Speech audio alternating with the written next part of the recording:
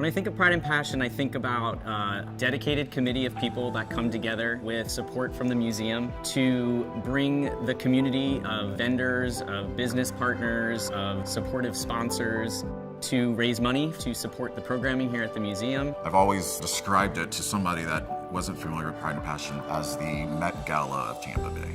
My name is Catania, and I've been a committee member for the past 6 years. And the committee is organized and inclusive of LGBTQ people and also their allies. And as a member of the LGBT community and thinking about all of the diversity within our community alone, I think about how much we have to offer the outer community. I've always identified museums as being the cultural capital of any city that they're in. The Tampa Museum of Art is 100% that for this city.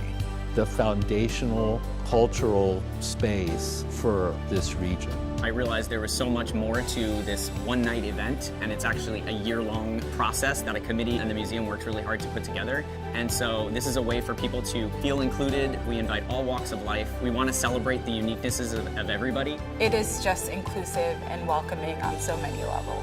It makes it so that people don't have to save up all year to come to an event to feel connected with the museum and feel like they're giving back. I want to make sure that we can bring more art access to more people in the Tampa communities. More recently, the more marginalized people in the community that maybe wouldn't otherwise have access. Having such a huge museum that wants to be intentional, that wants to give access to folks who might not have access to art is what makes it such a staple to have in the community.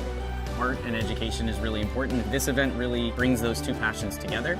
Metro was able to partner with the museum to offer virtual art education programming to LGBTQ youth and kids who really need that creative outlet to find themselves in the art. A lot of our queer youth are artists, and for them to be able to experience the virtual tour and see this amazing art put up, it makes such an impact on their lives because it gives them hope for the future. It gives them a direction that they want to go in. We also recently partnered with Where Love Grows, which is a local nonprofit organization that's mission is to end childhood hunger here in Tampa Bay.